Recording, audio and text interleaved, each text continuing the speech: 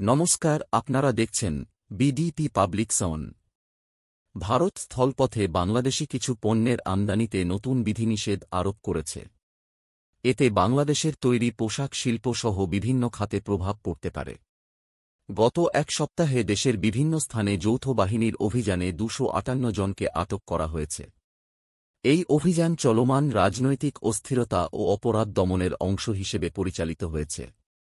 ভারত ও পাকিস্তানের মধ্যে সাম্প্রতিক সংঘাতে ড্রোনের ব্যবহার নতুন মাত্রা যোগ করেছে। ভারতের অপারেশন সিঁদুরে পাকিস্তানের 11টি সামরিক ঘাঁটি ধ্বংস করা হয়েছে। এই সংঘাতকে বিশ্বের প্রথম ড্রোন যুদ্ধ হিসেবে বিবেচনা করা হচ্ছে। গাজায় ইসরায়েলের সামরিক অভিযানে শতাধিক মানুষ নিহত হয়েছে।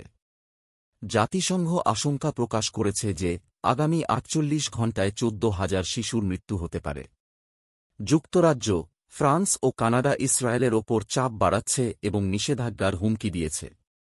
চীনের দক্ষিণাঞ্চলে প্রবল বর্ষণ ও ভূমিধসে অন্তত 4 জন নিহত এবং 17 জন নিখোঁজ হয়েছে। স্থানীয় প্রশাসন উদ্ধার কার্যক্রম চালিয়ে যাচ্ছে। আইপিএল কোয়ালিফায়ার পর্বে গুজরাট টাইটান্স বনাম মুম্বাই ইন্ডিয়ান্স এবং লখনৌ সুপার জায়ান্টস বনাম রয়্যাল চ্যালেঞ্জার্স বেঙ্গালুরু মোকাবিলা হচ্ছে। কাছাড় জেলা প্রশাসন পরিকাঠামো উন্নয়নের গতিকে ত্বরান্বিত করতে একগুচ্ছ সক্রিয় পদক্ষেপ গ্রহণ করা হয়েছে। জেলা কমিশনার মৃদুল যাদব কাছাড় জেলার 2টি নির্মাণ প্রকল্প জেলা কমিশনার কার্যালয় ভবন ও আবর্ত ভবনের চলতি নির্মাণ কাজ পরিদর্শন করেন। জেলা কমিশনার স্পষ্ট ভাষায় জানান, মান বজায় রেখে নির্মাণ কাজ দ্রুত সম্পন্ন করতে হবে। তিনি প্রতিটি সংশ্লিষ্ট বিভাগকে নির্দেশ দেন যেন কোনোরকম বিলম্ব না ঘটে এবং উন্নয়ন কাজ নির্ধারিত সময়সীমার মধ্যেই শেষ হয়। দেশের পুনর্বিকশিত অমৃত স্টেশন হিসেবে অসমের হয়বরগাঁও রেলওয়ে স্টেশনের উদ্বোধন হল। বৃহস্পতিবার প্রধানমন্ত্রী নরেন্দ্র মোদী রাজস্থানে আয়োজিত একটি কেন্দ্রীয় অনুষ্ঠানে দেশব্যাপী 103টি পুনর্বিকশিত অমৃত স্টেশনের উদ্বোধন করেন। এর মধ্যে ছিল হয়বরগাঁও রেল স্টেশনও। লক্ষ্মীপুর থানা এলাকার লাবক বাজার সংলগ্ন লাবক নদীতে বৃহস্পতিবার বিকেলে এক শিশুর সলিল সমাধি ঘটে। দেওয়ান চাবাগানের নুনু ভূঁইয়ার 10 বছরের ছেলে গুরু ভূঁইয়া তার সঙ্গীদের সঙ্গে লাবক নদীতে স্নান করতে যায় বিকেল অনুমান 3টা নাগাদ। স্নান করতে গিয়ে হঠাৎ তলিয়ে যায় গুরু নামের শিশু। শিশুটি তলিয়ে যেতেই সঙ্গে সঙ্গে খবর শুনে বাজারে থাকা অগণিত মানুষ এই শিশুকে উদ্ধার করতে ঝাঁপিয়ে পড়েন নদীতে, কিন্তু শেষ রক্ষা হয়নি। শিশুটির মৃত্যুর খবরে এলাকায় শোকের ছায়া নেমে আসে।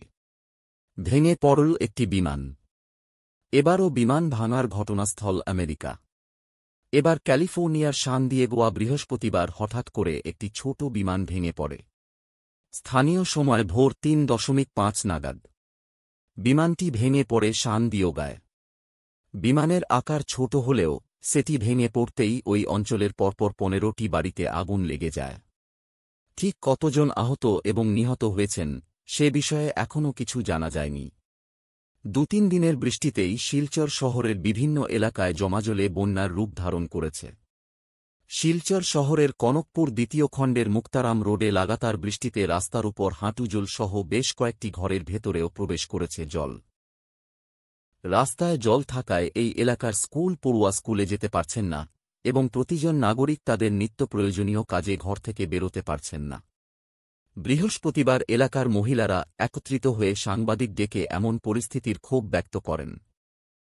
ভিডিওটি ভালো লাগলে লাইক করবেন। এই ধরনের সংবাদ প্রতিনিয়ত জানতে সাবস্ক্রাইব করুন বিডিপি পাবলিক জোন চ্যানেলটিকে।